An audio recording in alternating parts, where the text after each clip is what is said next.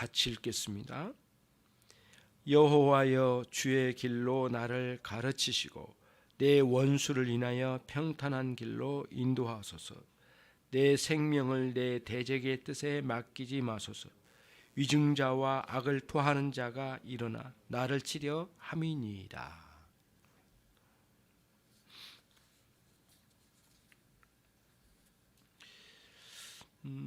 오늘은 환난 속에서 그 사명을 회복하는 은혜에 대해서 같이 생각하도록 하겠습니다. 이미 앞에서 우리들이 보았던 것처럼 시인은 그 환난의 시기를 통과하면서 하나님의 특별한 구원의 은총을 경험했습니다. 전쟁에서 생명을 노리는 대적들과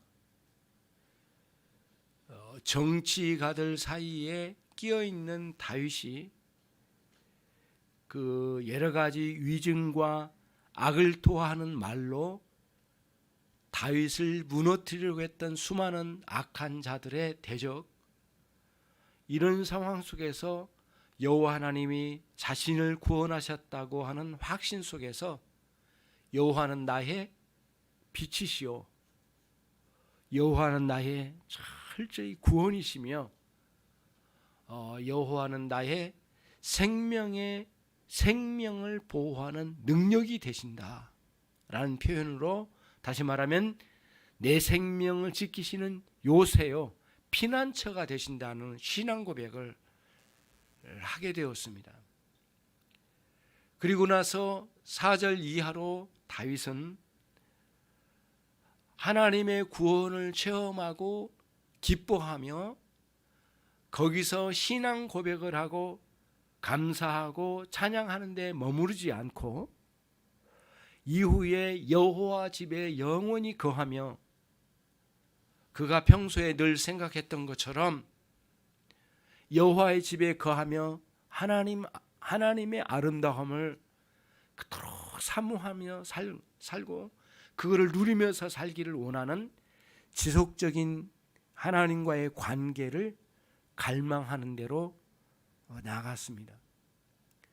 그리고는 이제 6, 7절, 8절, 10절까지 이어서 실제로 자신이 하나님의 구원을 입은 자로서 오늘도 그 하나님의 은혜를 그렇게 보호해 주시고 내 생명을 인도해 주시는 그 하나님을 실제로 구하면서, 나와 함께 해 주실 것을 구하면서, 조금 전에 자신이 앞소절에서 이야기한 것처럼 지속적인 하나님과의 관계를 실제로 누리는 그 실행이 이제 6, 7, 8, 9, 10에 나타나게 됩니다. 그리고는 오늘 11절과 12절에 도달하게 된 거예요. 보세요. 구원에 대한 감사와 감격으로 신앙 고백을 하고 기뻐 날뛰기만 한 게 아니라 그 이상으로 갔는데 지속적인 관계를 누리기를 원했고, 그리고 그 이후에 지속적인 관계를 실제로 누리는 그 간청, 기도를 실행하고, 그리고 그 기도를 실행하는 그 부분에 있어서 이제 놓치지 않는 것이 하나 있는데, 그 뭐냐면은 자기 사명을 깨달은 겁니다. 그게 이제 오늘 본문의 흐름 중에 오늘 본문에 도달한 부분입니다. 그래서 은혜는 단순히 기뻐하고 감사하는 것에만 멈추지 않아요. 지속적인 관계를 누리기를 원하고 자기 사명을 깨닫고 회복하여 돌아가게 하는 거예요. 은혜는 그런 역사를 일으킵니다. 특별히 신약 성경에서 그런 차원에서 가장 아름다운 본문이 어디에 있어요? 요한복음 어디예요? 21장 마지막 장에 갈릴리에 실패한 베드로가 그리스도의 십자가의 죽으심을 보고 충격을 받고 완전히 좌절하여서 갈릴리로 돌아가 본래 하던 수산업으로 돌아가 버렸잖아요. 그럼 고기잡이로 다시 돌아갔는데 거기에 찾아오신 주님이 네가 나를 사랑하느냐 3번 물으시고 주님의 양떼, 베드로의 양떼 아니에요? 목회자의 양떼 아니에요? 주님의 양떼를 맡기시는 장면이 나와요. 그래서 은혜는 결국에는 사명을 회복시키는 데까지 나가는 거예요.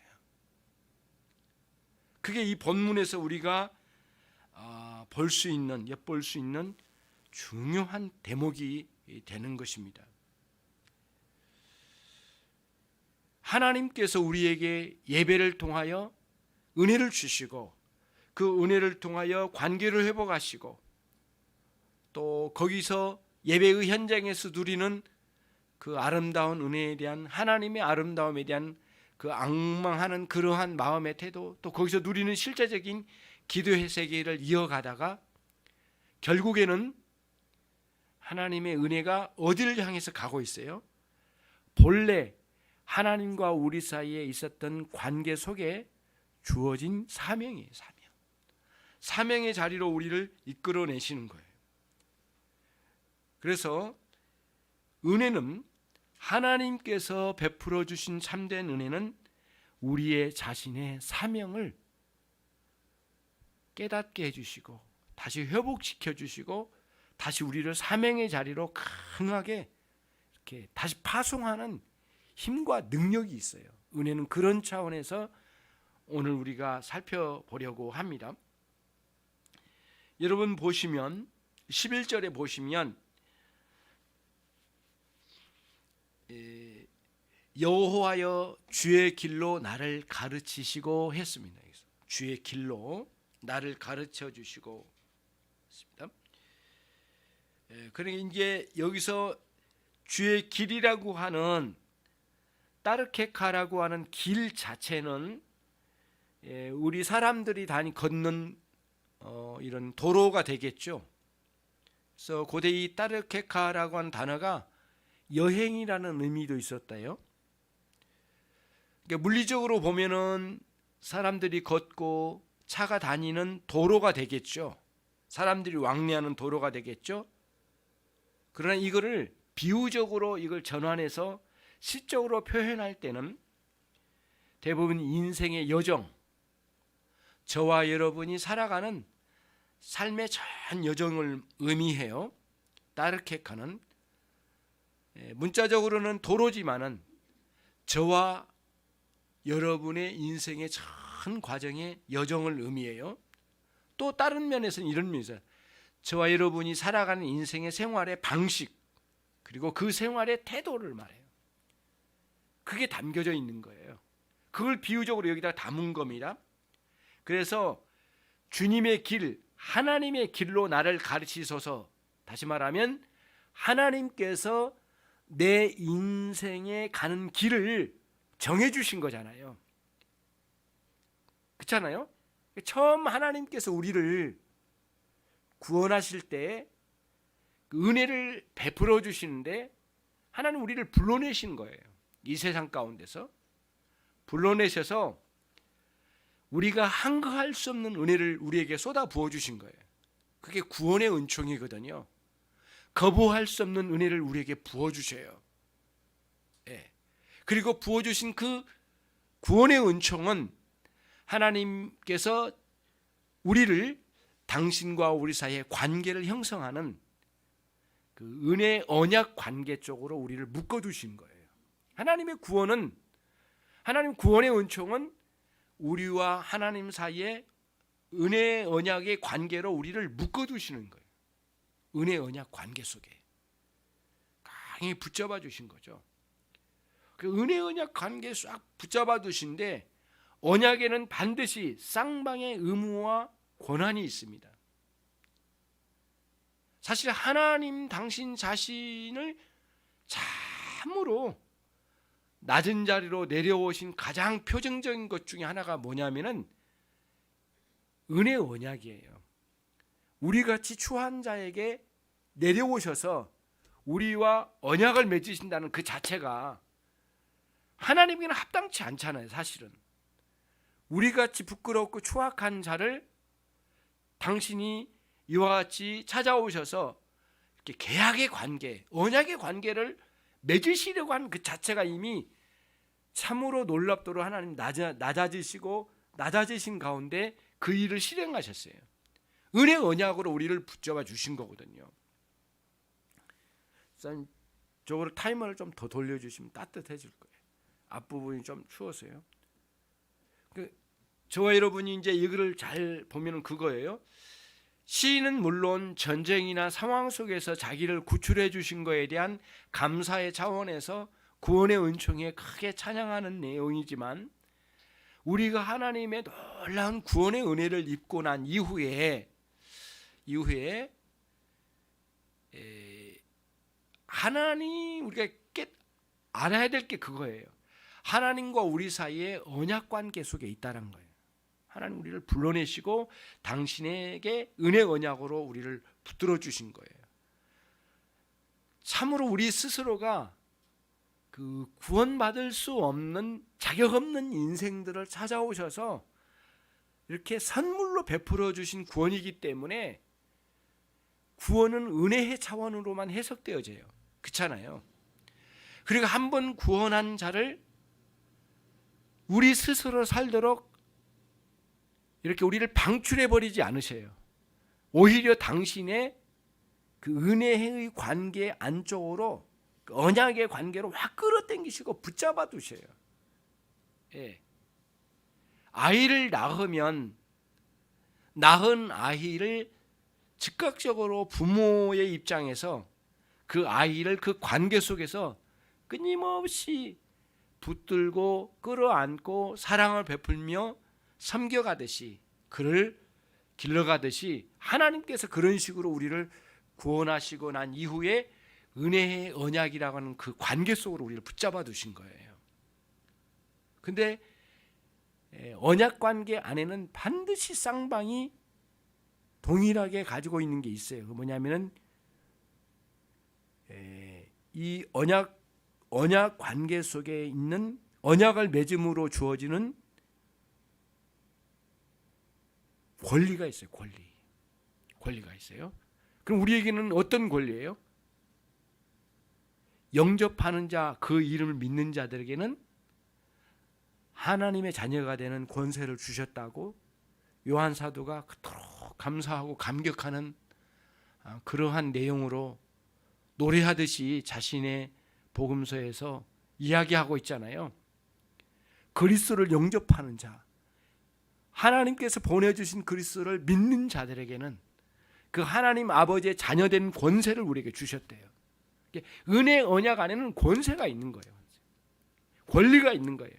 당당하게. 그래 보시면은 여기에 보시면 6절에 보시면 이제 내 머리가 나를 두른 내 원수 위에 들리리니, 굉장히 당당하거든요. 그 원수들의 공격이 있는데요, 그게 쫄지 않았어요. 쫄지 않고 그게 당당하게 선 거예요. 자녀된 권세가 우리에게 있는 거거든요. 얼마나 많은 유혹이 있습니까? 우리에게는 눈만 뜨면 밀려오는 유혹이 있잖아요. 그럼에도 불구하고 고개를 쳐드는 거예요. 당당한 거죠. 영적 권세가 그리스도인들에게는 있는 거죠. 싸워 이기는 이 권세, 죄와 더불어 싸워서 이기는 권세는 유일하게 그리스도인들에게만 주어진 거잖아요. 그렇잖아요. 그 구원의 은총 이후에 우리는 그 은혜 언약의 관계 속으로 은혜 언약의 관계 속으로 우리를 붙잡아 주시는 하나님의 그 계획이 보이는 거예요.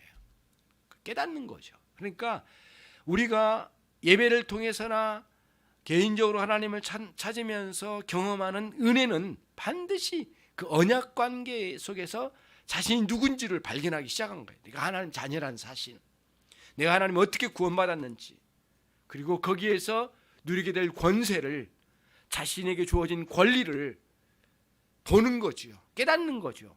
누릴 수 있는 거죠. 담대해지는 거죠. 많은 위증자와 나를 모함하는 수많은 세력들이 다윗의 주변에 깔려 있었잖아요. 정치가들 사이에 보십시오. 서로 하나를 잡아 죽이려고 얼마나 헐뜯고 공격하고 뭐 장난 아니잖아요. 그런 속에서 당당히 그리스도인으로서 하나님의 자녀로서 이 다윗이 자신이 담대하게 자신의 권리, 은혜 언약의 관계 속에서 권리를 깨닫게 되는 거예요. 근데 바로 이어서 나오는 게 뭐냐면은 권리와 함께 뭐가 나와야 돼요? 의무예요. 의무. 언약 관계는 의무가 따라요. 모든 계약에는 의무가 있잖아요. 권리도 있지만 의무도 따라오는 거예요. 사명이에요. 사명. 그러니까 구원의 은총은 맹목적인 은혜는 없어요. 세상에. 이 세상에 그런 여러분 은혜는 맹목적인 은혜는 없어요. 하나님 기독교의 은혜는 맹목적인 게 없어요. 값없이는 주시죠. 값없는 은혜이지만은 맹목적이지 않아요. 반드시 목적이 있어요. 은혜는 반드시 목적이 있어요. 그녀는 이런 식으로 하나님의 은혜가 회복되어지면 사명을 향해서 응시하게 되는 거예요. 저와 여러분의 내가 뭘 하며 살지? 처음 하나님 나를 부르실 때 무슨 뜻으로 부르셨지? 내 인생은 목적은 뭐지? 내가 가장 주도적으로 해야 할 일이 뭐지? 주부로서는 자녀를 양육하는 것이 아닐까? 맞아. 사업을 한 사람들은 거기에 따른 직원들도 있을 거고 또 자기가 그걸 통하여 하나님께 영광스럽게 자기 삶을 구현해야 되겠다는 해라고 하시는 하나님의 명령이 있잖아요. 구원하신 데는 구원의 은총이나 모든 은혜는 목적이 있어요. 맹목적인 것 단 하나도 없어요. 아무리 작은 은혜일지라도 거기는 목적이 있는 거예요. 다윗은 거기에 꽂힌 거예요. 쭉 들어가 보니까 자기 자신을 보는 거예요. 환난 속에서 이놈에게 취하고 저놈에게 취하다 보니까 너무너무 괴롭고 힘들었을 거 아니에요. 자기 생명을 빼앗아가려고 하는 세력에 얼마나 두려웠겠느냐고요. 그러면서 우선 자기가 버텨내다 보니까 자기 사명이 뭔지, 왕으로서 해야 할 사명이 뭔지 일순간 망각했을지도 몰라요. 그렇지만 그 은혜를 깊이 경험하고 난 이후에 그토록 감사하고 찬양하면서도 결국에는 이 은혜의 역사가 다윗 자신의 심령 깊은 곳에 들어오면서 밝혀지면서 뭐냐면은 여호와 하나님, 그 하나님이 자기에게 가르쳐준 인생의 길이 있단 말이에요. 너는 이런 삶을 살아. 내가 너를 왕으로 불렀어. 그리고 너 왕으로 부른 이상 너는 나 여호와의 영광을 위하여 왕으로서 한나라를 다스려 가봐. 하나님의 나라가 어떤 모습인지 너는 최선을 다해서 이 백성을 끌어안고 마음껏 그 은혜를 따라서 네가 한번 통치해봐. 그리고는 다윗을 불러내신 거거든요. 너의 선왕은 엉망이었잖아. 너의 성화는 미친놈이었잖아. 너는 최소한 나 여호와의 명을 따라서 사명을 잘 지켜가. 왕으로서 채통을 지켜가되 여호와의 영광을 위해서 그 일을 해란 말이야. 하나님께 이렇게 불러내신 거란 말이에요. 그러니까 다윗이 회복하고 난 뒤에 또는 그 이후에 이 찬양을 반복하면서 결국에는 다윗이 크게 자신의 사명을 돌이켜보는 계기로 삼았을 거예요. 그래서 이후에 왕들이 등극할 때마다, 새로운 왕들이 등극할 때마다 그런 그 왕의 등극식에 등극했던 그 등극식에 반드시 이 27편이 노래되었대요. 물론 전쟁 나가기 전에 제사집례 속에서도 이 시편이 불려지기도 했는데, 그래서 왕이 어떤 존재인지, 왕은 왜 하나님이 이렇게 불러내시는지를 말씀하신 거죠. 그거를 발견한 겁니다. 오늘 다윗이 그래서 여호와여를 크게 하나님 불러요. 그리고는 하나님께서 가르쳐 준 그 길, 내게 처음에 명하신 그 길로 나를 좀 가르쳐 주십시오. 새롭게 그 은혜로 내 영혼에 갱신시켜 주십시오. 사명을 회복하는 거죠. 저는 그 베드로가 가장 가슴 아파하고 그 통회하면서도 기쁨이 동시에 밀려왔을 때가 요한복음 21장에 있는 주님이 갈릴리를 찾아오셔서, 부활하신 주님이 갈릴리 찾아오셔서 베드로에게 찾아오셔서 같이 식사를 나누시면서 빵을 주시고 고기를 나눠 드시면서 네가 나를 사랑하느냐 3번 물으실 때, 달기 울 때 자기가 3번 주님을 부인했던 생각이 나게 하신 주님이 이제는 주님을 얼마나 사랑한지를 확인하시면서 그때그때마다 주님의 양떼를 맡기신, 목양을 맡기시는 장면이 나와요. 그때 얼마나 가슴에 새겨지는 사명감에 투철한 그 은혜의 회복이 그때 있었을까. 정말 아름다운 장면이거든요. 그래서 요한복음 21장에 등장하는 베드로의 사명 회복이 없고서는 뒤에 나오는 사도행전 2, 3장에 등장하고 있는 오순절의 성령의 임하심의 그 현장에서 설교했던 베드로를 그림에 그릴 수가 없거든요. 요한복음 21장과 사도행전 2, 3장에 등장한 이 내용과 이렇게 연관성을 가져야 돼요. 그런 연관성이 있어요.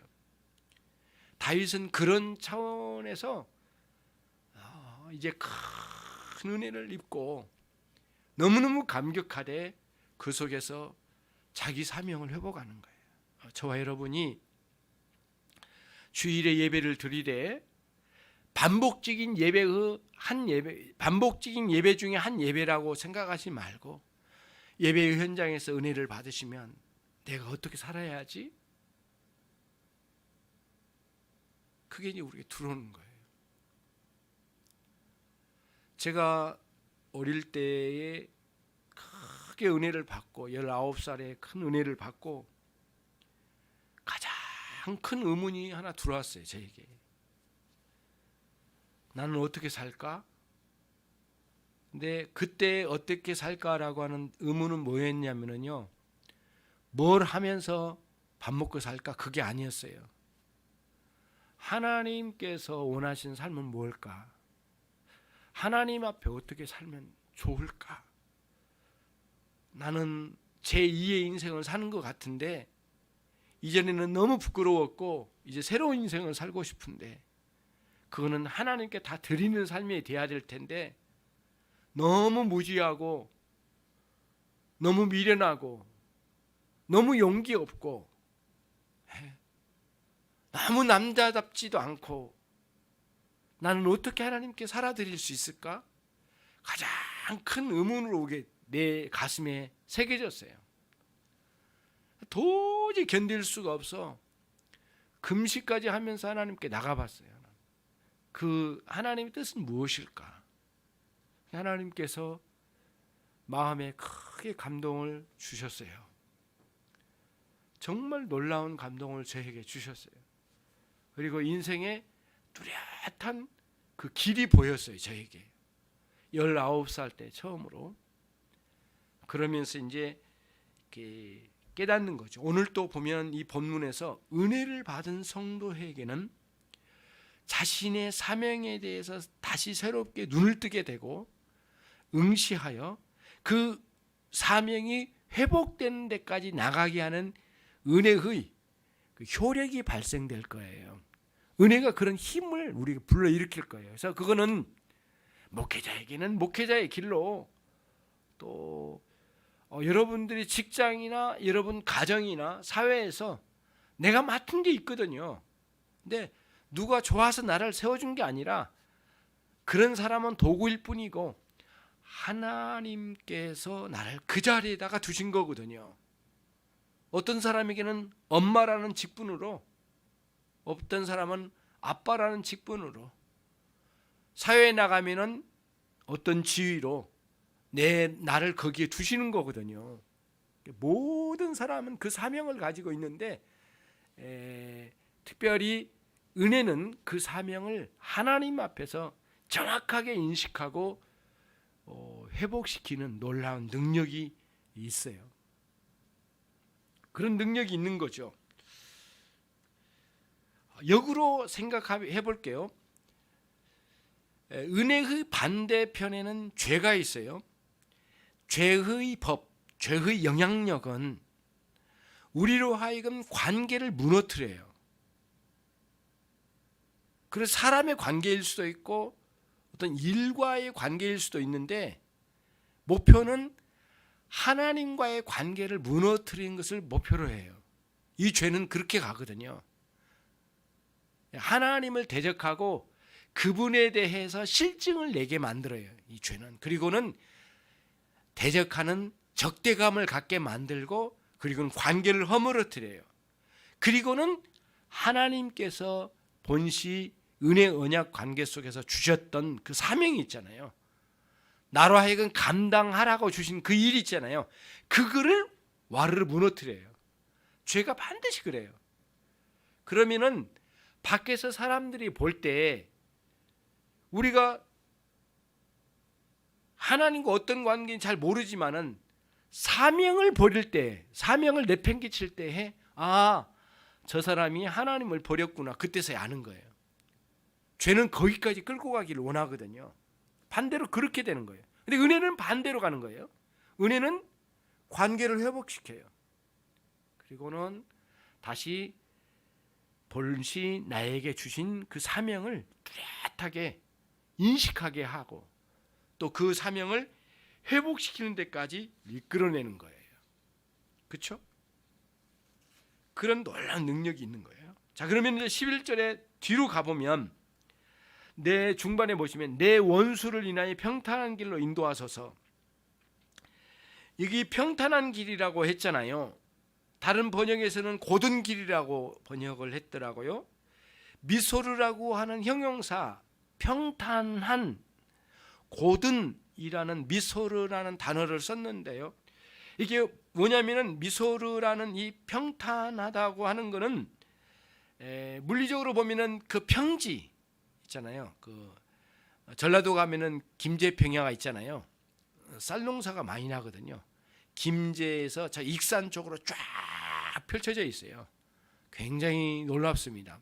고향에 갈 때 항상 거기를 지나가는데 뭐 올라가면은 논산까지도 이렇게 거의 막 평지에 쭉 평지로 이루어졌어요. 굉장하거든요. 일제 강점기에는 그 김제평야에서 나는 쌀을 강탈해 가려고 국내 최초의 포장도로를 만들었잖아요. 그 군산에서 전주까지. 그게 뭐냐면은 김제평야를 끼고 있는 곳이에요. 거기서 군산을 통하여 일본으로 이 쌀을 강탈해 가려고 했던 거, 계획했던가 봐요. 이 국내 최초의 포장도로가 아스팔트 포장도로가 군산에서 전주예요. 그 뭐 예뻐서가 아니라 쌀을 훔쳐 가려고. 거기에 그 평지에 굉장히 그 옥토예요. 굉장한 그 평지가 있어요. 미소르라고 하는 그런 평지예요. 평지, 평원 그런 곳이죠. 미소르. 물리적으로는. 그런데 이 미소르라는 이 단어를 물리적으로는 그렇게 쓰는데 그거를 비유적으로 돌려서 이 시에 도입하여 기록할 때나 비유적으로 사용할 때는 인생의 삶에 정직함을 의미해요. 정직함. 올바름, 올곧은 삶에 올곧은 거죠. 근데 누구 앞에서? 여호와 하나님 앞에서. 지난주에 말씀드렸잖아요. 결국에는 우리들이 하나님 앞에 뭐예요?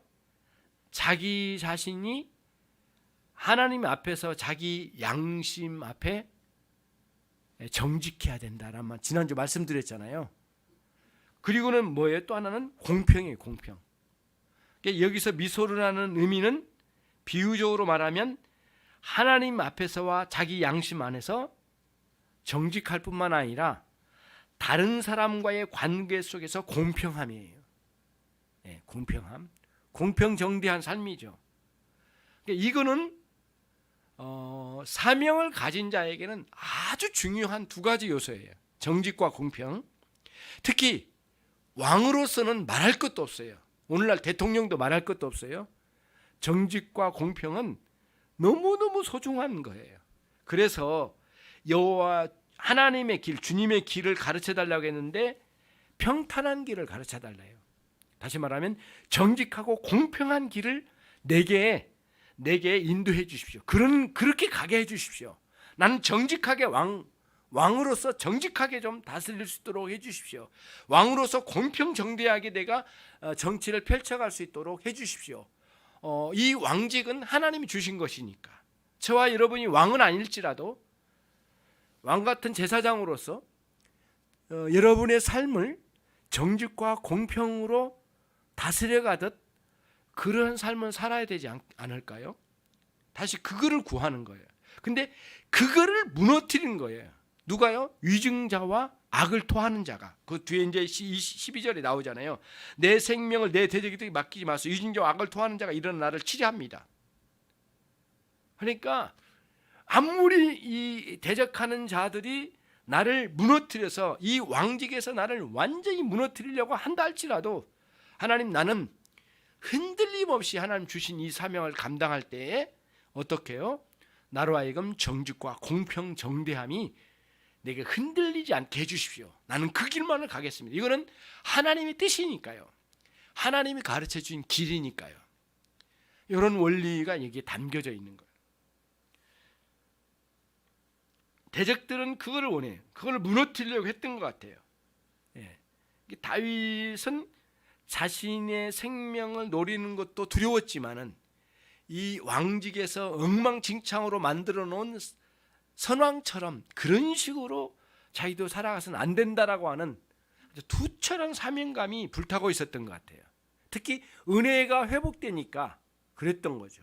한때는 이걸 망각할 때도 있었잖아요. 밧세바를 범했을 때 나단 선지자가 그랬잖아요. 당신에게 하나님이 주시지 않는 게 뭡니까? 이 땅에 있는 모든 백성이 당신의 것이고 이 땅에 있는 모든 물질들이 당신 것이고 당신 소유이고 이 땅에 있는 양떼와 소떼가 다 당신 건데 뭐가 부족해서 남의 걸 훔쳐갑니까? 그러면서 나단 선지자가 다윗에게 막 쏘아붙이잖아요. 그때에 다윗이 막 대성통곡하면서 회개가 터진 장면이 나오잖아요. 그런 회개의 내용이 시편 51편에 등장하고 있고요. 왕으로서 정직과 공평 정대함이 무너진 거예요. 그 순간. 이게 두려운 거예요. 다윗은. 저와 여러분이 하나님 앞에 산다고 할 때 은혜가 회복되면 이런 사명이 회복돼야 되고 그 사명이 단순히 겨우 산소호흡기 꽂고 겨우 생명 유지하는 수준이 아니라 정직과 공평 정대함이 확실하게 세워진 하나님과의 관계 속에서, 가족과의 관계 속에서, 이웃들과의 관계 속에서, 나와 나 자신과의 관계 속에서, 나와 자연과의 관계 속에서 정직과 공평 정대함, 하나님이 원하셨던 그 길을 걸을 수 있는 저와 여러분이 돼야 된다는 거예요. 청교도의 존 오웬 목사님이 이런 말을 남겼어요. 그분의 저서에 이런 글이 있어요. 묵상과 기도는 우리의 마음과 영혼을 하나님과 밀착시키는 힘과 능력이, 효력이 있답니다. 묵상과 기도는 하나님과 우리 사이에 이렇게 딱 밀착시키는 강력한 본드와 같은 힘, 효력을 발생시킨대요. 묵상과 기도는. 그래서 묵상과 기도는 굉장히 긴밀하고 묵상이 깊어지면 기도가 깊어진대요. 그분의 이야기예요. 그러면서 실제로 묵상을 할 때는 하나님을 그렇게 사랑하는 마음, 그분을 흠모하는 마음의 태도로 묵상을 해야 된대요. 묵상할 때 메마른 마음의 태도를 가지고 묵상한 게 아니래요. 그거는 묵상의 방식이 아니래요. 그러니까 하나님을 그렇게 사랑스러운 마음으로 그분을 갈망하고 여호와 집에서 하나님의 아름다움을 앙망하는 그런 태도로 그분을 이렇게 묵상한대요. 그러면 그 하나님과 나 사이에 밀착시켜지는 굉장한 강한 효력이 발생되고 거기서 자연스럽게 기도가 흘러나온대요. 그러면서 이제 방향을 잡아줘요. 존 오웬 목사님 묵상의 방향. 첫 번째는 하나님과 함께 하나님을 묵상하라, 이렇게 나와요. 그분이 어떤 분인지, 내게 베풀어 주신 은혜가 뭔지, 나란 인생의 존재에 하나님은 어떤 분이신지, 내게 베풀어 주신 은총이 얼마나 큰지, 이거를 하나님과 하나님을 향하여 강하게 밀착시켜 나가야 된대요. 예. 그리고는 두 번째는 뭐냐면은 묵상을 할 때 자신 안에 있는 부끄러운 죄를 이렇게 응시를 하면서 묵상해야 된대요. 자신 안에 있는 죄, 부끄러운 죄, 부끄러운 게 있잖아요. 자신의 부끄러운 것들을 깊이 안타까워하면서 회개하는 태도를 가지고 묵상해 들어간대요. 그러면은 하나님과 가까워진대요. 근데 마지막 세 번째가 중요해요. 그 묵상과 기도로 깊이 마치 기구로 막 뚫고 들어가듯이, 큰 기구로 땅을 뚫듯이, 암석을 뚫고 막 땅을 뚫고 들어가듯이 기도와 묵상으로 쭉 들어갔는데 마지막에 뭐가 있어요? 내게 맡겨주신 사명이 있대요. 그래서 강력한 힘을 얻는데요. 그러면은 구하는 순간 성령의 역사하심, 그분의 이야기가 그거예요. 하이델베르 교리문답을 작성했던 우르시우스라고 하는 분이 해설집을 냈는데 그게 나와요. 여러분이 성령을 구하십니까? 그러면 그 구하는 그 순간 성령님이 여러분 안에 계신 거고, 성령님이 계실 때에 성령님을 구한대요. 이게 앞뒤가 안 맞는 것 같은데 이 영적인 세계는 묘해서 설명하기 어려운 부분이 있대요. 성령을 구하십니까? 그럼 여러분 안에 성령이 내주하셔서 역사하고 있는 중이래요. 그리고 성령을 그렇게 흠모하면 성령께서 내게 풍성한 은혜를 주신대요. 그러니까 우리에게 그런 회복의 역사를 갈망하는 그 순간 이미 회복이 되고 있는 중이라는 거예요. 그런 원리예요. 그래서 묵상과 기도로 하나님을 강하게 붙잡는 그런 성도의 가장 기가 막히게 훌륭한 이 방식으로 하나님을 추구해 가고, 그 다음에 부끄러운 죄가 뭔지 자신 안에 꿰뚫어 보는 이 묵상과 기도를 통하여 나가는 거죠. 회개가 되겠죠. 그 다음 자신의 사명을 꿰뚫어 보는 거예요. 그러면서 묵상과 기도를 통하여 내게 주신 은혜가 얼마나 큰데, 그리고 그때 주신 그 은혜를 통하여 내게 주신 사명이 무엇인데, 나는 그걸 어떻게 감당하고 있지? 나는 정말 정직한가? 나는 정말 공평정대하게 하는가? 다윗처럼 이렇게 자신을 돌아보는 거예요. 그러는 오늘 다윗이 그렇게 실천하고 있는 것처럼 기도로 하나님께 간청해 나가는 거예요. 그렇지 않으면 이 대적들이 끊임없이 나를 휘어쳐서 나를 죽이려고, 내 생명을 빼앗아가려고 한단 말이에요. 그래서 보면은 11절에 내 원수를 인하여라고 되어 있잖아요. 번역이 좀 어려워요, 사실은. 그 길을 내게 보내주십시오. 왜냐하면 원수가 내 생명을 노리고 있기 때문입니다. 원래 그런 의미예요. 저 원수들이 그토록 나를 잡아먹으려고 하는데 내가 어떻게 감당하겠습니까? 여호와여, 나로 하여금 길을 확실하게 그 사명을 가르쳐 주시고, 평탄한 올곧은 길, 다시 말하면 정직과 공평정대한 사명 감당의 길을 갈 수 있도록 인도해 주십시오. 기가 막히게 이 본문은 정말 놀라워요.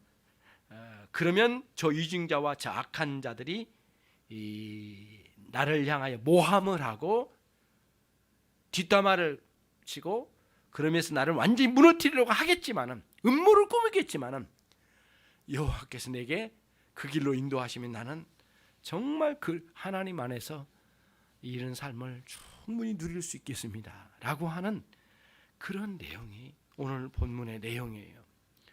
여러분의 인생에 그 은혜 회복이 있으시기를 바라고, 또 예배 현장에서 늘 예배 은혜가 회복되는 그때마다 이렇게 사명이 새롭게 회복되는 역사가 있기를 바랍니다. 정리하겠습니다. 하나님의 은혜를 감사하는 찬양과 지속적인 예배의 삶은 성도에게도 너무 소중한 일입니다. 그 자체가 은혜라고 말할 수 있죠. 그러나 우리에게 주어진 사명이 무엇인지를 망각할 수는 없는 것입니다. 깊고 놀라운 구원의 은총을 입은 성도로서 하나님 앞에서 자신에게 주어진 의무와 사명을 회복하는 역사가 우리에게 마땅히 있어야 할 줄 압니다.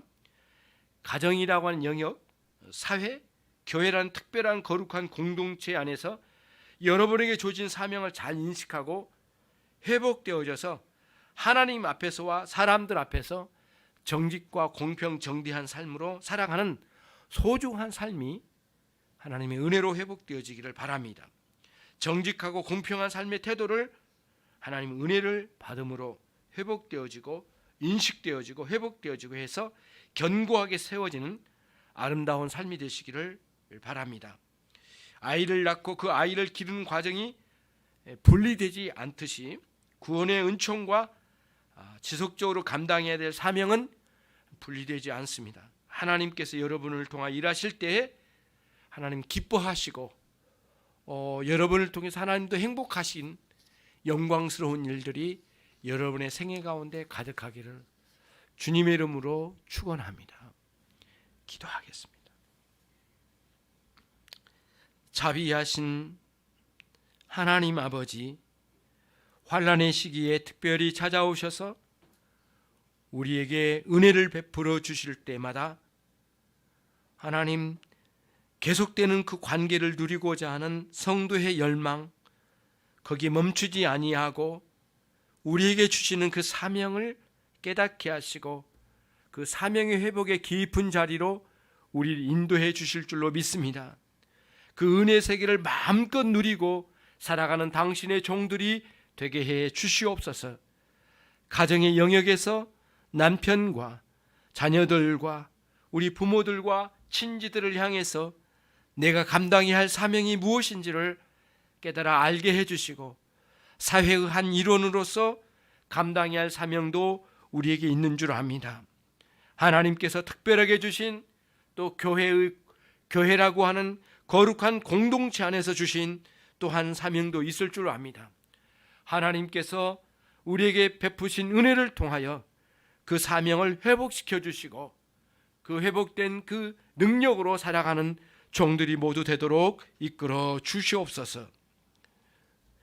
주 예수 그리스도의 은혜와 하나님 아버지의 극진하신 사랑과 우리 성령님의 대주 교통하심이 사명 회복을 통하여 새롭게 발돋움하며 살고자 하는 모든 종들 위해 지금로부터 영원토록 함께 있을지어다. 아멘.